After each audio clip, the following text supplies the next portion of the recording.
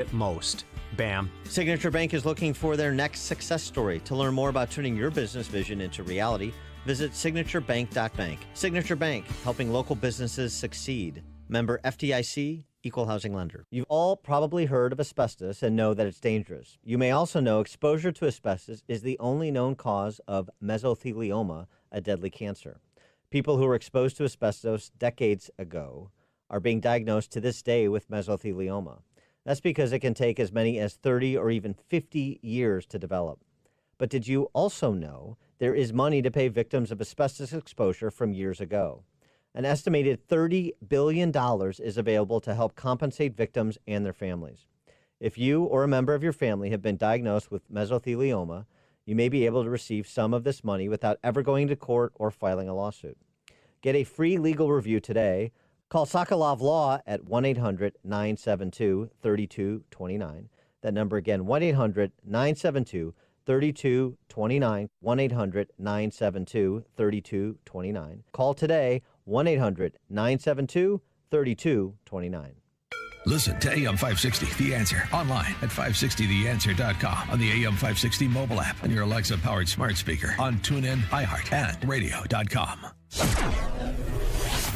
6:37 in our Team Hochberg Traffic Center. Here's Jim Talamonte. The outbound Stevenson remains closed from the Ryan Expressway to Western Avenue after a shooting which happened about 4 hours ago. This has caused multiple closures. It's especially affecting the inbound Ryan, which is a complete mess now. From before Garfield to the Stevenson, it is an hour from 95th to downtown. Express lanes may save a bit of time. Outbound, it's 30 minutes downtown to 95th, but delays begin now on the inbound Kennedy before the Hubbard Tunnel. It's 22 minutes and rising O'Hare to downtown. Inbound Stevenson delays start at Western. It's 33 minutes, 3:55 to Lakeshore Drive. Checking downtown Chicago. There's a closure because of this between between Lake and Randolph. I'm Jim Talamonte. Chicago's Morning Answer continues next. In our 1-hour heating and air conditioning weather center, a warm day ahead, plenty of sunshine. We'll top out at 88, mainly clear, 66 overnight, 67 at O'Hare. Next news coming up at 7, and Chicago's Morning Answer with Dan and Amy continues next on AM 560, The Answer. This hourly segment is brought to you by Papa Nicholas Coffee. Papa Nicholas Coffee, roasted fresh daily in Batavia, Illinois. If you're looking for the latest news, insight into what it means, and the sharpest opinion, there's only one station in Chicago where you can turn, and it's this one. We're AM 560, The Answer.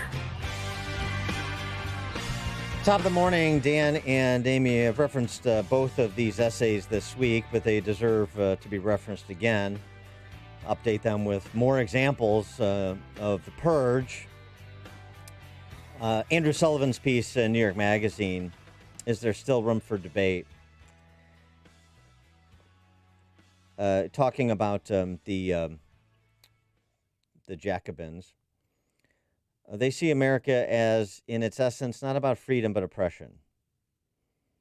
This movement, this element, argues, in fact, that all the ideals about individual liberty, religious freedom, limited government, and the equality of all human beings were always a falsehood to cover for and justify and entrench the enslavement of human beings under the fiction of race. It wasn't that these values competed with the poison of slavery and eventually overcame it in an epic bloody civil war, whose casualties were overwhelmingly white. It's that the liberal system is itself a form of white supremacy, which is why racial inequality endures and why liberalism's core values and institutions cannot be reformed and can only be dismantled, starting with the police, law enforcement in general, local, state, federal. Sullivan goes on to say, this view of the world certainly has, quote-unquote, moral clarity. What it lacks is moral complexity. No country can be so reduced to one single prism and damned because of it. American society has far more complexity in history, has far more contingency than can be jammed into this rubric.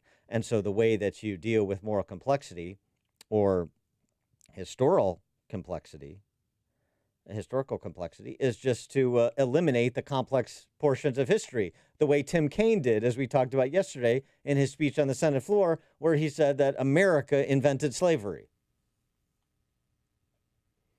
That certainly cuts out a lot of the messiness. And so this leads nicely into the piece that Matt Taibbi wrote on his website, The American Press is Destroying Itself. And he gives a number of examples, but this sentence is a useful top line and starting point. It's the American left has lost its mind. It's become a cowardly mob of upper-class social media addicts, Twitter Robespierres who move from discipline to discipline, torching reputations and jobs with breathtaking casualness. Wow.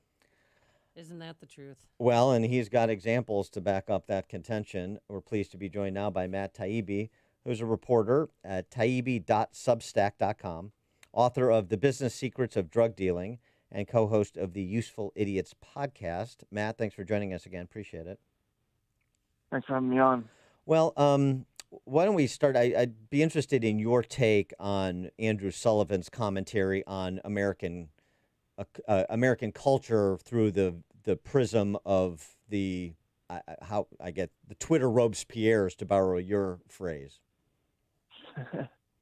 What did he say exactly? Well, just talking about that, they have moral clarity because they have sort of a Manichaean approach to the world. Everything is black and white, and the way that you deal with complexities is just to ignore them or redefine them out of existence.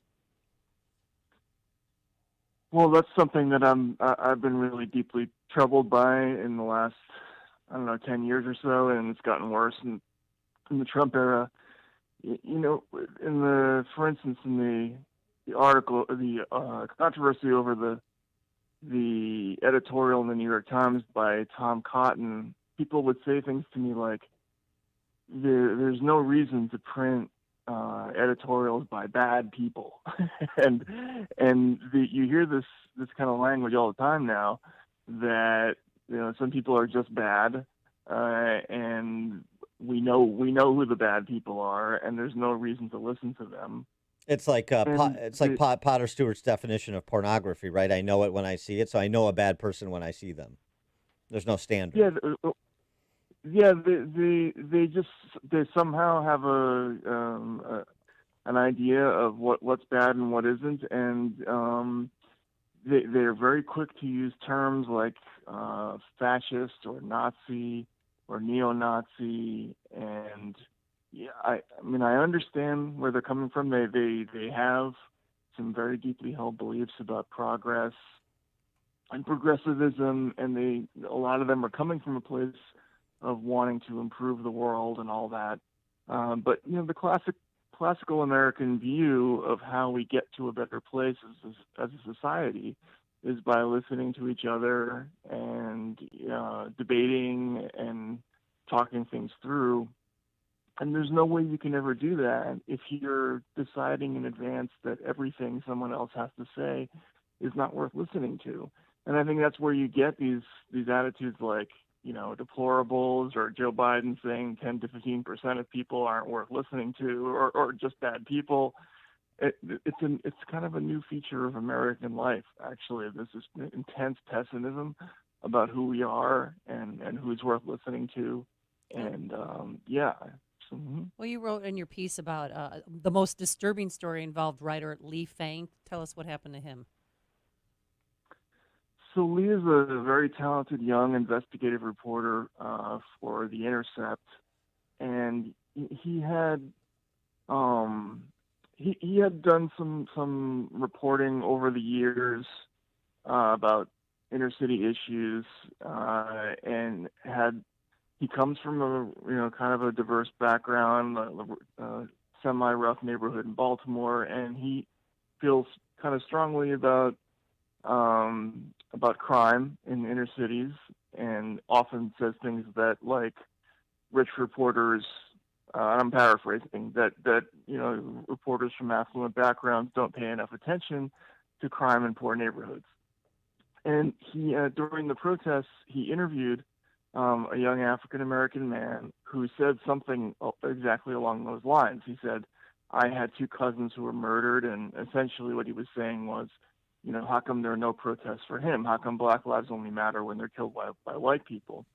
And when he tweeted this interview, with no commentary adduced to it, just the interview, a colleague of his took offense, thought he was trafficking in right-wing tropes about black-on-black crime, and accused him of being racist. And almost everybody in the business piled on and agreed with her, and this accusation of racism popped up, and he found himself dragged before the Human Resources Department, nearly lost his job. It was made clear to him in writing that his continued employment would depend upon his not getting in trouble with comments on social media. So now he's no longer going to be having those opinions. He had to issue a forced apology. And what this does is it sends a message to everybody that now if you're saying anything that any of your colleagues are going to disagree with, you can lose your job. And so people are going to, in journalism, which is a job where we're supposed to be airing all kinds of opinions, people are going to stay away from all sorts of topics. Right. And so, this is what happens with cultural revolutions of this order. They end up eating their own unless actually an even worse outcome occurs, which is you get some demagogue that can cobble everybody together and install a dictatorship a la Mao. And so I wonder, as a published author yourself, and you've worked for a number of high-profile positions and high-profile outlets, when do they come for you? Well, I've been quote unquote canceled a couple of times already, so it's a little late. I of course worry about it. I think the thing that any author worries about, and it's already impacted my career significantly in terms of things like speaking opportunities, opportunities at publishing houses,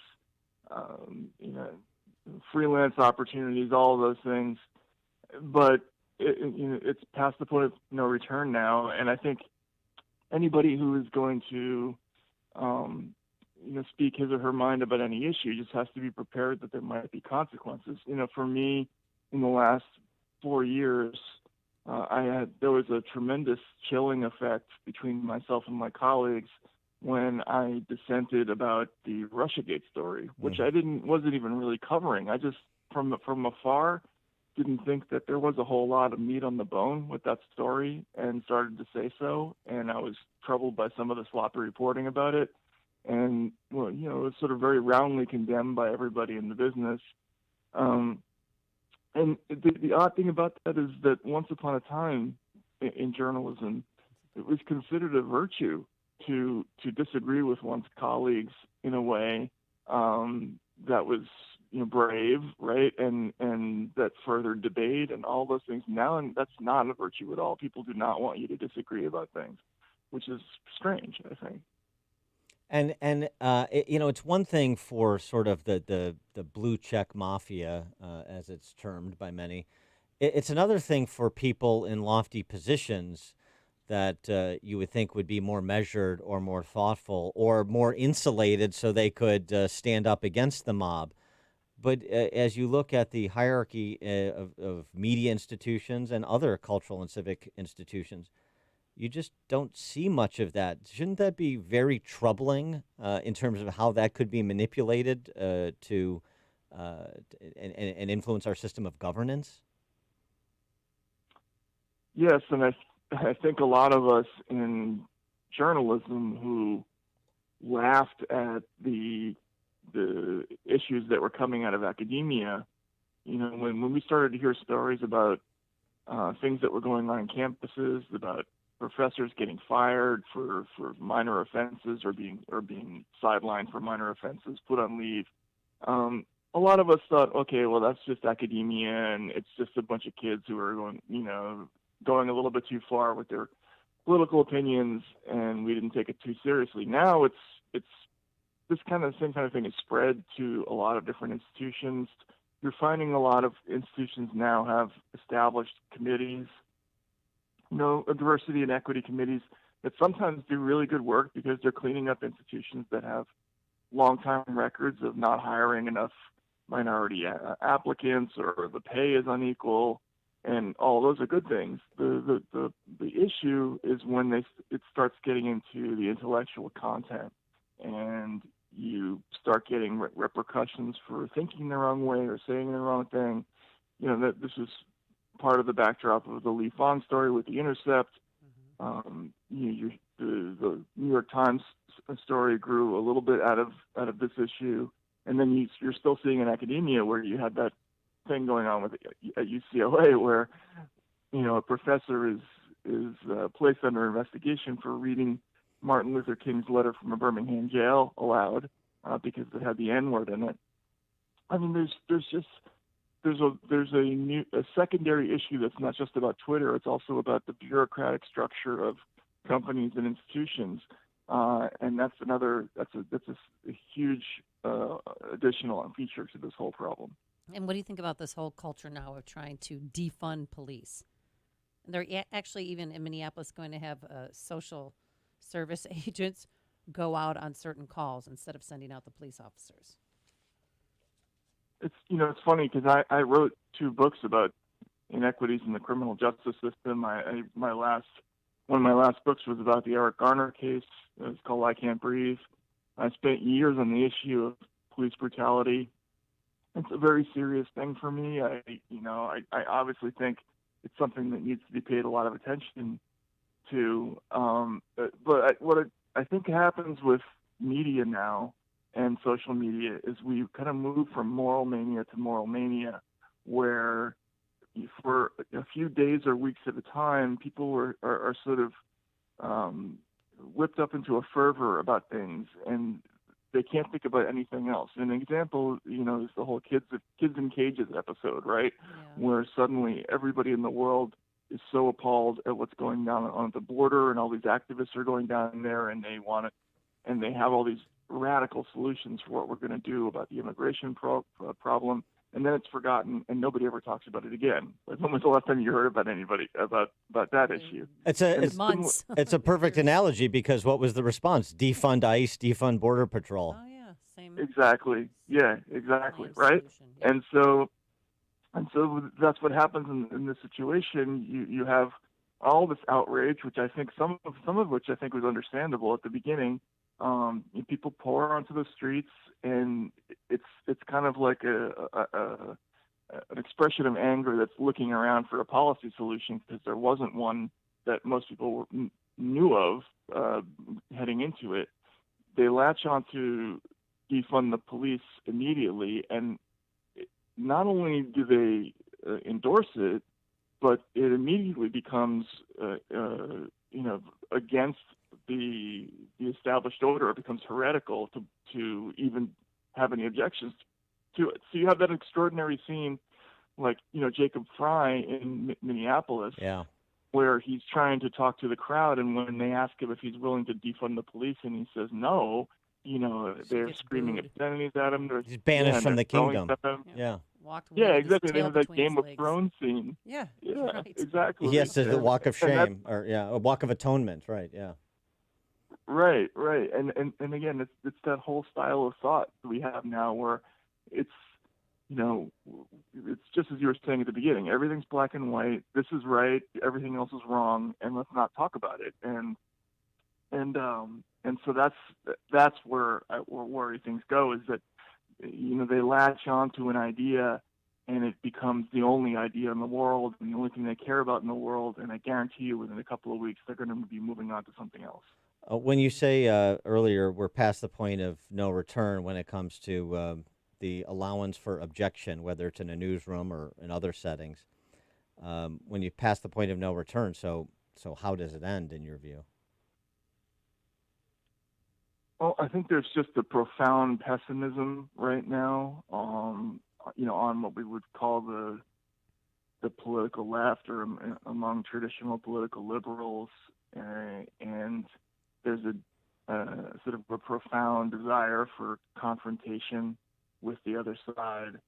So, that whole legacy media segment, I think what is probably going to happen is that you're going to see institutions like the New York Times are going to radically transform themselves and stop being giving any kind of nod to opposing opinions. And you might see something else grow up in its place, like alternative news structures, a new kind of independent news media that isn't particularly left or right. That might happen in the future, but for right now, I think you're going to see a hardening of takes on both sides, and I don't know. I'm pessimistic about it, kind of for the first time in my life. I don't know where it's going, but it doesn't feel like it's going to a good place. No, it doesn't. Matt Taibbi, reporter, taibbi.substack.com.